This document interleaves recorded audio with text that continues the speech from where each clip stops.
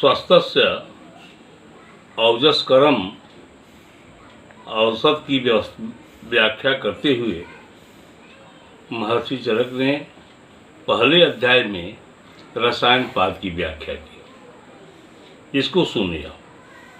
यहाँ द्वितीय अध्याय में बाजकरण की चर्चा है और बाजकरण के प्रथम पाद में संयोग सरमूलीय अध्याय के नाम से लिखा गया यह अध्याय है। संयोग सरमूलीय का अर्थ यहाँ यह है कि रसायन प्रथम है, जिससे संपुष्ट धातु में संपुष्ट होकर के संपूर्ण रूप से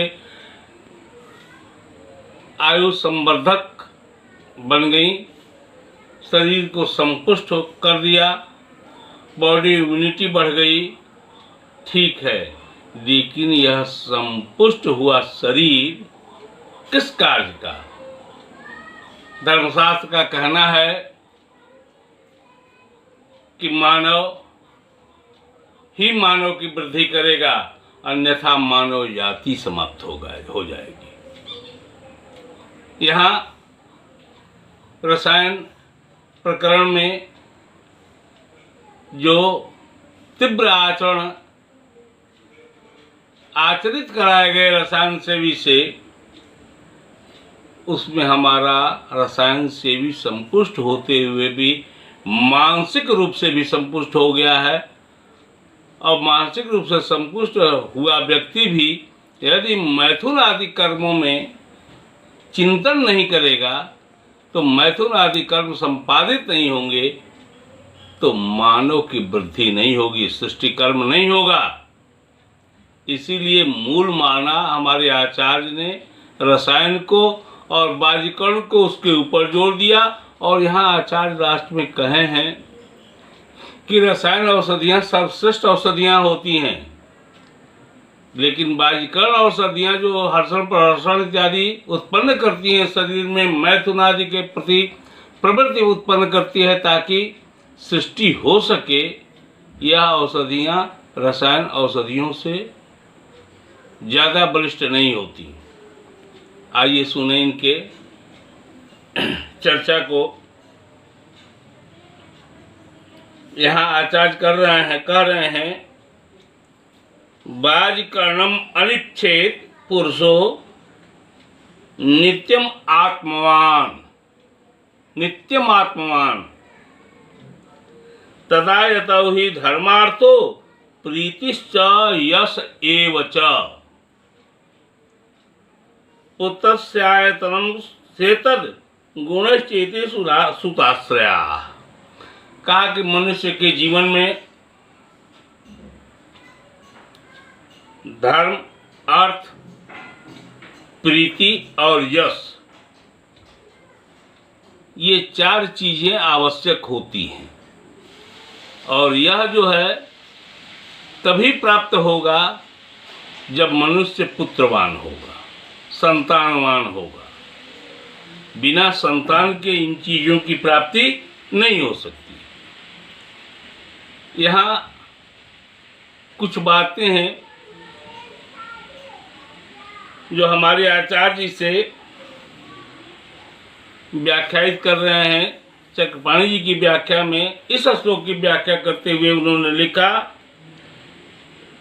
कि बाजीकरण रसायन सेवी व्यक्तियों को बाजीकरण की इच्छा करनी चाहिए और प्रतिदिन इस तरह का चिंतन करना चाहिए। चिंतन शब्द इसलिए लिखा, अनुच्छेद शब्द इसलिए यहाँ प्रयोग हुआ कि जब तक मानसिक बल की प्राप्ति नहीं होगी और मानसिक इच्छाएं जागृत नहीं होंगी, तब तक मैथुनादि कार्य नहीं होंगे। और मैथुनादि कार्य नहीं होंगे तो अपत्यकर या संतानकर अवस्था नहीं बनेगी। और इस संतान के ही आश्रय में आचार्य ने स्पष्ट रूप से कह दिया कि संतान के आश्रय में ही धर्म, अर्थ, प्रीति और यश, ये चारों चीजें हैं। और ये चारों चीजें संतान के अधीन हैं, इसलिए पुत्र या संतति उत्पादन आवश्यक है। इसकी व्याख्या करते हुए चक्रपाणी कर रहे हैं, अबाजी बाजीवात्यर्थे मैथुने सक्तः। यहाँ बाजी शब्द का अर्थ अश्व भी होता है और बाजी शब्द का अर्थ शुक्र भी होता है। कहा कि अश्व अर्थ लेकर के यहाँ अधिकृत इसलिए किया गया कि अश्व में मैथुन करने की क्षमता यथेष्ट होती है। मैथुन से अर्थ संपूर्ण शक्ति युक्त और ऊर्जावान होकर के मैथुन करता होता है अश्व। इसलिए उस बल की प्राप्ति के लिए मनुष्य को इन अपत्यकर और बाजीकरण औषधियों का सेवन करना चाहिए, लेकिन जिनमें यह फोर्स नहीं है वो अबाजी है, और अबाजी को बाजीवत बना देना ही बाजीकरण का काम है। इसी को आचार्य यहाँ लिख रहे हैं चक्रपाणी जी कि अबाजी बाजीवात्यार्थे मैथुने सक्तः क्रियते, ये लाइन लिखा, ये न तद्बाजीकरणम। उत्तम ही बाजीवाती बलो, ये न, वहाँ इन्होंने कहा रसायन के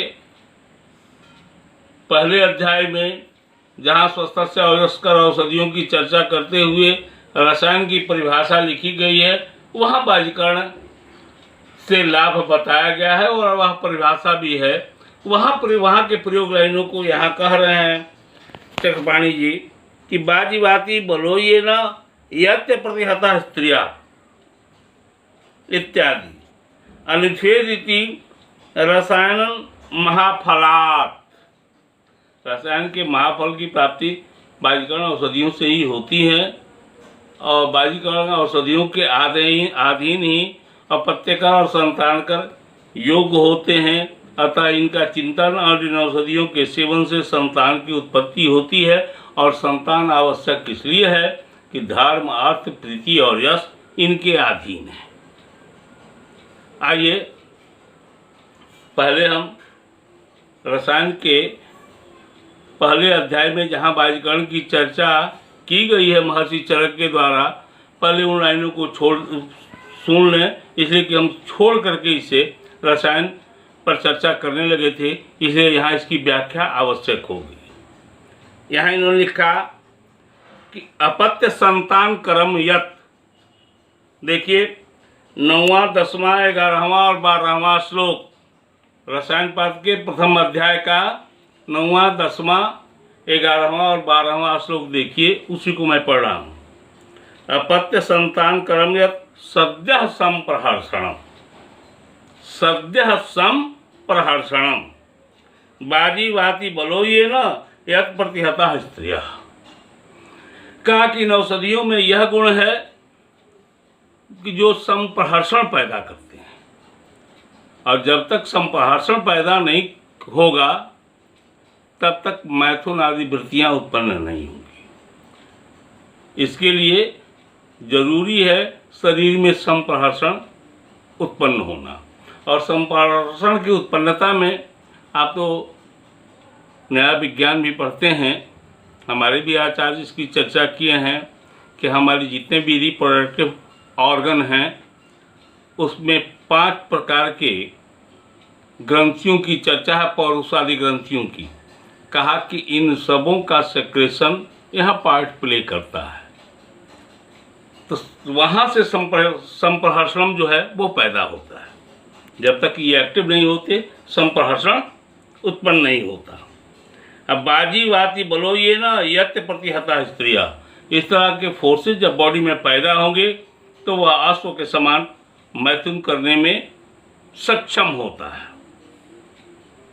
भवत अतिप्रिय स्त्रीणाम ये न उपचीयते, इस लाइन का अर्थ है कि इस तरह का मैथुन करने वाला व्यक्ति स्त्रियों के लिए अति प्रिय होता है।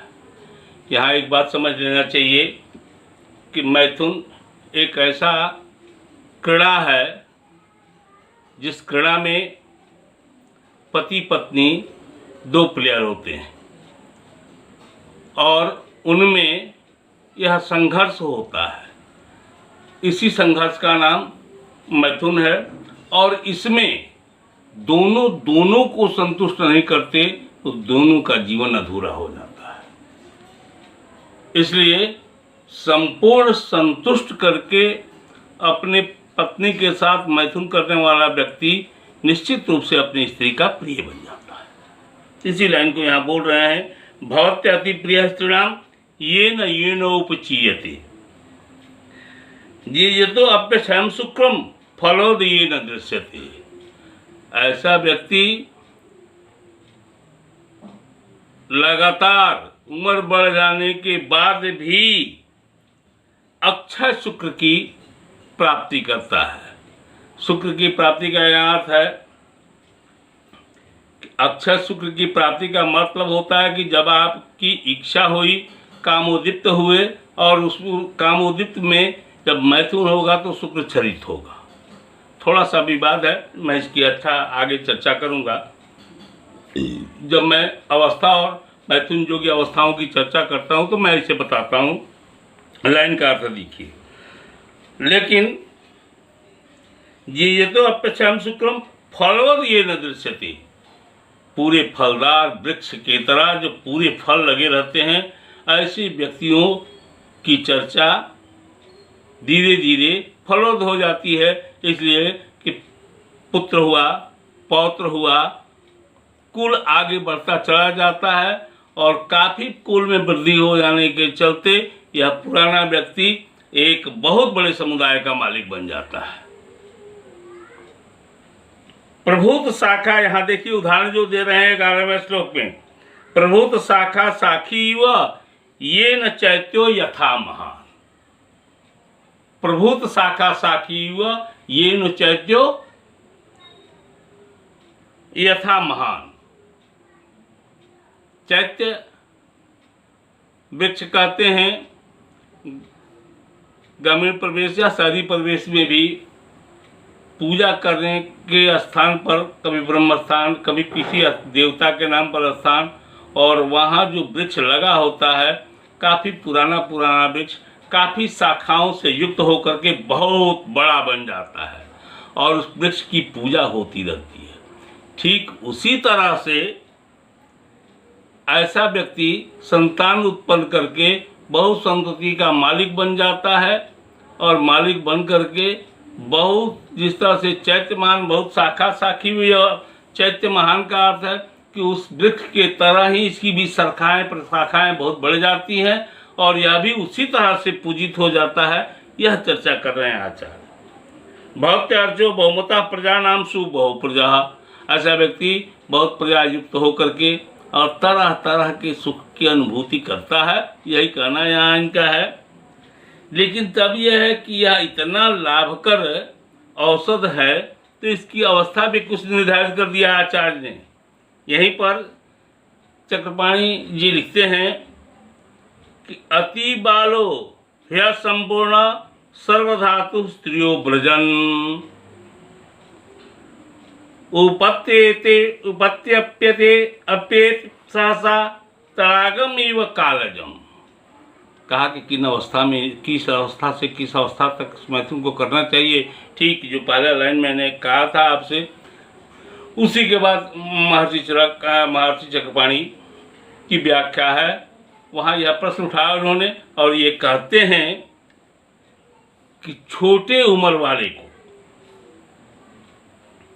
जहाँ धातुएं अभी पुष्ट नहीं हुई हैं, उनके लिए संभोग वर्जित है, क्योंकि ये धातुएं। अब यहाँ थोड़ा सा एक चर्चा मैं और करना चाहूँगा कि इस श्लोक का सीधे सीधे अर्थ है कि 4 आश्रमों में हमारे मनीषियों ने 100 साल के परिमित युगानुरूप परिमित आयु, कलयुगी मान लीजिए 100 साल की आयु है, तो 25-25 साल के 4 आश्रमों की व्यवस्था की। पहले अवस्था को इन्होंने ब्रह्मचर्य अवस्था माना जो 25 साल तक है, और नया विज्ञान भी इसे संपुष्ट करता है कि 25 साल तक ही शरीर की समृद्धि होती है, 25 साल के बाद शरीर की समृद्धि नहीं होती है। यदि शरीर की समृद्धि होती है 25 साल तक और ब्रह्मचर्य अवस्था में ज्ञान की अवस्था बना करके मैथुन इत्यादि वर्जित किया आचार्य ने, तो सही किया। इसलिए कि यदि मकान जिन चीज़ों से बन रहा है, सात धातुओं से हमारे शरीर का निर्माण हो रहा है, और सातों धातुएं यदि संपुष्ट हो करके नहीं बनेंगी तो शरीर के निर्माण का कार्य अधूरा हो जाएगा। और सबसे अंतिम धातु हमारा शुक्र है, और शुक्र जो अभी इस शरीर रूपी नींव को जोड़ रहा है, बढ़ा रहा है, शरीर को संपुष्ट कर रहा है, यदि बहिर्गामी हो गया तो यहाँ आचार्य दूसरा लाइन करते हैं, उपत्यपेत सहसा तड़ागम इव काजलम। इसकी स्थिति यह हो जाएगी कि छोटे छोटे तालाबों में थोड़ा सा जल, थोड़ी सी गर्मी पा करके तुरंत सूख जाता है। इस अवस्था में संपुष्टि के लिए जो धातुएं बन रही हैं, यदि यह रोक दिया गया या इसे बेकार कर दिया गया या बर्बाद कर दिया गया तो शरीर का निर्माण सही नहीं होगा। इसलिए सम्यक अवस्था तक के पहले मैथुन वर्जित है। फिर कहा कि हाइट क्या होगा, 100 साल की आयु में आप मानते कहाँ तक हैं? तो इन्होंने कहा कि शुष्कम रुक्षम यथा काष्ठम जंतु दग्धम बीजरम। कहा कि 60 साल के बाद भी इन औषधियों का प्रयोग मत करो। इसके बाद यदि मैथुन आदि कर्म होते हैं तो वहां शुक्र का निर्माण कम हो जाता है। अब वह स्थिति है कि यदि मैथुन आदि कर्म उस एज में संपादित होंगे तो जैसे सूखे काठ, रुक्ष हुए काठ, कीड़ों मकोड़ों से खाए हुए काष्ठ को सिर्फ हाथ से छू देने के बाद वो वृक्ष गिर जाता है। तो यहाँ यदि गलती हो रही है तो उस आयु की कोई सीमा नहीं मानी जाएगी।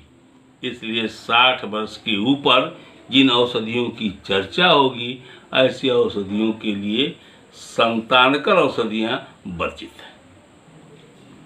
इसके बाद एक बात और ये कह रहे हैं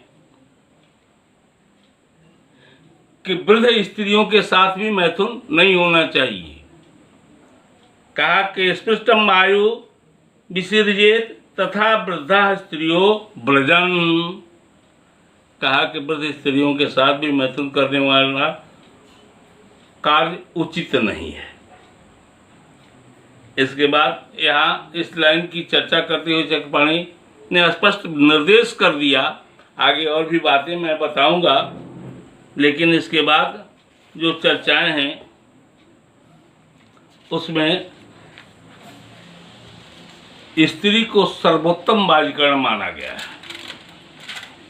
देखिए, चौथे से लेकर के 14वें श्लोक तक सिर्फ स्त्रियों की ही चर्चा है, और चर्चा करते हुए आचार्य ने कहा कि सबसे बड़ा बाजीकर औषधियों की बात बाद में करेंगे, स्त्री ही होती हैं, और उनके कारणों में गिनाया कि उनका स्वभाव मृदु होता है, शरीर मृदु होता है, एक एक अंग में आकर्षण की क्षमता होती है जो पुरुष को अपने तरफ आकर्षित करती हैं और बालिगण अवस्थाओं के लिए विवश कर देती हैं। पुरुष चिंतन करना प्रारंभ कर देता है, और कहा कि यह सारी चीज़ें एक समूह रूप में स्त्रियों के शरीर में निवास करती हैं। इसलिए स्त्रियों को सर्वोत्तम बाजीकर माना। फिर उन्होंने कहा, आगे के श्लोकों में चर्चा है, 12, 13, 14 में देखेंगे तो मिल जाएगा, ये इसको पढ़ना चाहिए। यहाँ सभी श्लोकों की चर्चा हम करेंगे तो यह बहुत लंबा आख्यान हो जाएगा। यहाँ इन्होंने कहा, अवस्था, सुंदरता, सुंदर वाणी, हाव भाव के द्वारा या जो स्त्री जिस पुरुष के लिए उत्तम है। यहाँ साफ शब्द से इन्होंने कह दिया कि सभी स्त्रियां सभी पुरुषों के लिए नहीं होती, लेकिन सभी पुरुष सभी स्त्रियों को पसंद करते हैं। लेकिन स्वभावतः स्त्री जिसे वर्ण करती है या पुरुष जिससे संबंधित हो जाता है वह उसके लिए प्रिय होता है, वह स्त्री उस पुरुष के लिए प्रिय होती है। और ऐसी अवस्था में जोड़ी यदि सम्यक बन गई है, पति पत्नी दोनों आपसी व्यवहार से संतुष्ट हैं, तो जीवन का आनंद ये लेते हैं। फिर इन चर्चा पर चर्चा के बाद आचार्य यहाँ संभोग करने योग्य काल और स्त्री कैसी हो, इसकी चर्चा ये 15वें श्लोक में कर रहे हैं। इन्होंने कहा अतुल्य गोत्राम, अतुल्य गोत्राम। देखिए साहब, तुल्य गोत्र अतुल्य गोत्र, कहा कि शादी संबंध की बातें अतुल्य गोत्र में होती है, और ये वही है व्यवस्था कि इससे उत्कृष्ट संतति उत्पन्न होती है।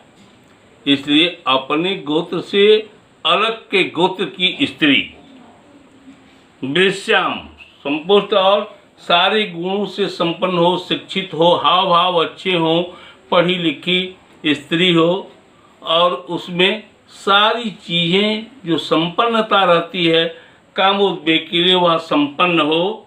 वृश्याम शब्द यहाँ आया है।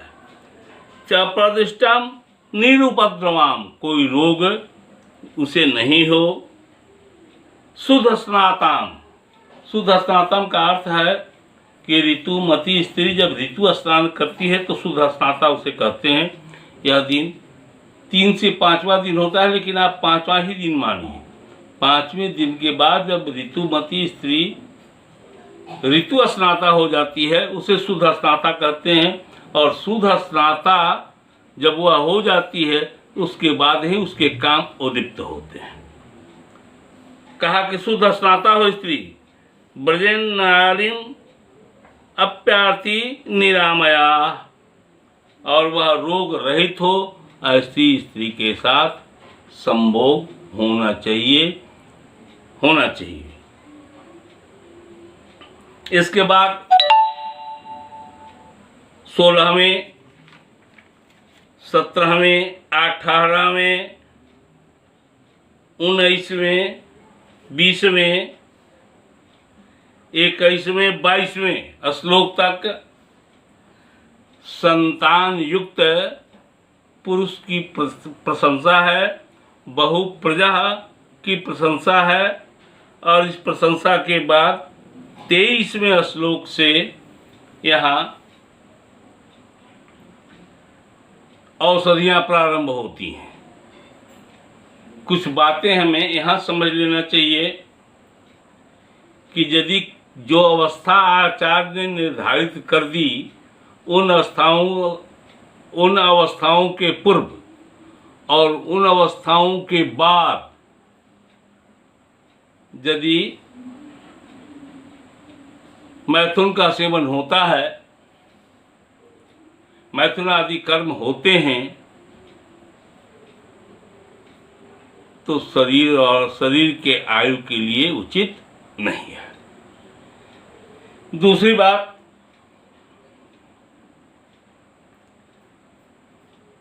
कि संपुष्ट, इसमें एक श्लोक आया है जिसकी चर्चा हमने नहीं की, आचार्य ने बताया यहाँ 16वें 17वें 18वें में संतानहीन व्यक्तियों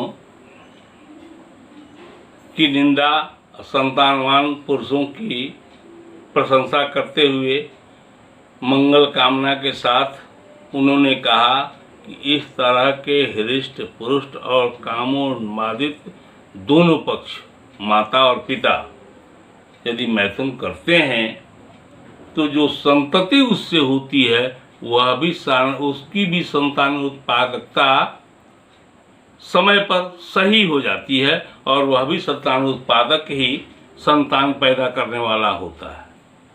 इसलिए इन विषयों पर ध्यान दिया जाए, आचरण से आचरित मैथुन हो तो समाज की बहुत सी कुरीतियां जो आज पनप गई हैं वह शांत हो जाएंगी। इसलिए औषधियों की चर्चा कल होगी। यहाँ इसे हम विराम देते हैं और विराम देने के साथ ही यह आपसे भी प्रार्थना करते हैं कि यहाँ जो आचरण लिखे गए हैं हमारे विद्यार्थी अक्षरशः इसे पढ़ेंगे, इससे ज्ञान लेंगे, ताकि उन्हें चिकित्सक होना है और उन्हें चिकित्सक होना है तो समाज उनके पास अपनी समस्या लेकर के आएगा। यदि हमारे विद्यार्थियों को इसका ज्ञान नहीं होगा तो चिकित्सा नहीं कर पाएंगे। धन्यवाद।